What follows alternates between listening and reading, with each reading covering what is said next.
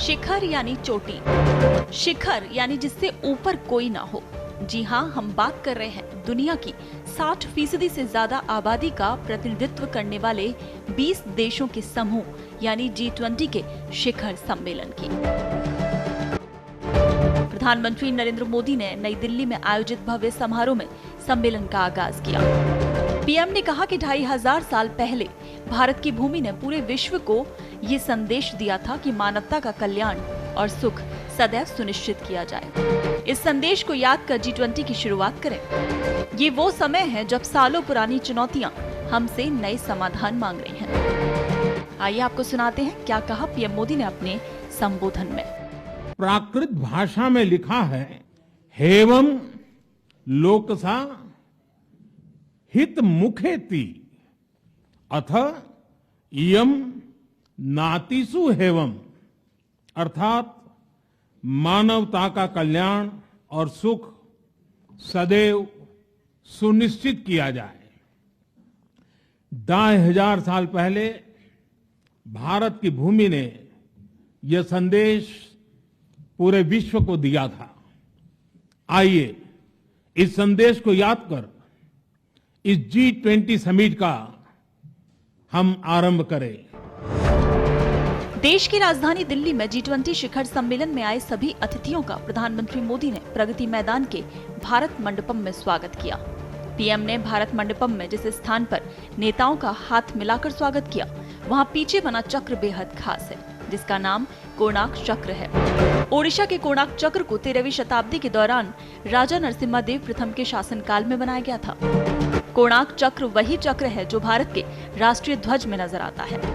24 तीलियों वाले कोणार्क चक्र को भारत के राष्ट्रीय ध्वज में रूपांतरित किया गया, जो भारत के प्राचीन ज्ञान, उन्नत सभ्यता और वास्तुशिल्प उत्कृष्टता का प्रतीक है। समय हमेशा एक सा नहीं रहता, ये बदला रहता है। कोणार्क चक्र इस समय का ही प्रतीक है, जो काल चक्र के साथ साथ प्रगति और परिवर्तन को दर्शाता है। इससे पहले 2022 में बाली शिखर सम्मेलन में पीएम नरेंद्र मोदी को G20 की अध्यक्षता के लिए हथौड़ा सौंपा गया था। उस समय पीएम मोदी ने कहा था, कोविड के बाद के दौर में नई व्यवस्था बनाने की जिम्मेदारी हमारे कंधों पर है।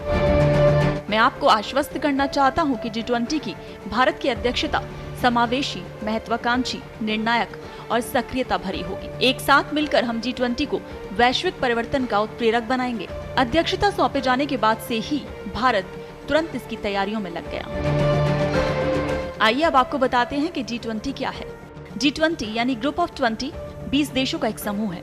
ये 20 देश साल में एक बार एक सम्मेलन के लिए इकट्ठा होते हैं और दुनिया भर के आर्थिक मुद्दों के साथ साथ जलवायु परिवर्तन, सतत विकास, स्वास्थ्य, कृषि, ऊर्जा, भ्रष्टाचार, विरोध और पर्यावरण जैसे मुद्दों पर चर्चा करते हैं। जो देश इस सम्मेलन की अध्यक्षता करता है, उसका प्रमुख काम किसी विषय विशेष के प्रति सभी देशों के बीच आम सहमति बनाना होता है। G20 में 19 देश Bharat, Argentina, Australia, Brazil, Canada, चीन, France, Germany, Indonesia, Italy, Japan, Korea गणराज्य, मैक्सिको, रूस, सऊदी अरब, दक्षिण अफ्रीका, तुर्की, यूनाइटेड किंगडम और संयुक्त राज्य अमेरिका और यूरोपीय संघ शामिल हैं। हर साल अध्यक्ष देश कुछ देशों और संगठनों को मेहमान के तौर पर भी आमंत्रित करता है।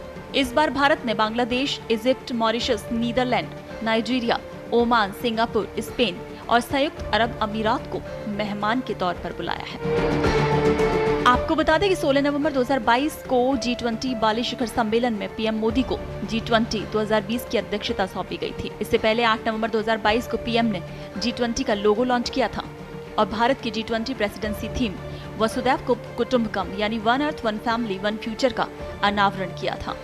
G20 के लोगो को भारत के राष्ट्रीय ध्वज के रंगों में डिजाइन किया गया है, जो हमारे पृथ्वी समर्थक दृष्टिकोण और चुनौतियों के बीच विकास का प्रतीक है।